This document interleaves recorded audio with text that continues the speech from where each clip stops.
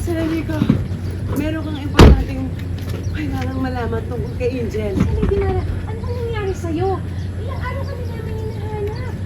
Bumalik na ang alaala ni Enrico. Ay, naku, salamat sa Diyos. Naku, mahabang kwento, pero ang mahalaga, may importante akong tao na kasama ngayon na nakakaalam ng lahat, Sir Enrico. Teka, sandali. Kilala kita. Alfred? Di ba ikaw yung kaibigan ni Tisoy? Ay, oo, tama ka, Mama Bebe. Sir Enrico, siya yung sinasabi ng Japanese detective na nakakaalam kung sino at saan napunta si Celestine Monteverde. Siya yun, Sir Enrico. Oo. Hanap mo anak ko? Oo. Kilala mo kung sino nagupon sa kanya? Sir Enrico, ang nawawala niyo pong anak, walang iba kundi si Angel. Ha? Ako, si Celestine Monteverde, si Angel. Siya yun, Sir Enrico.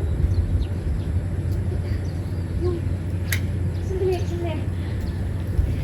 Teka, ang alam ko, si Tisoy, pinaampun niya sa akin si Angel bago siya mamatay. Pero ang sabi niya sa akin, anak niya si Angel. Yung totoo, bebe.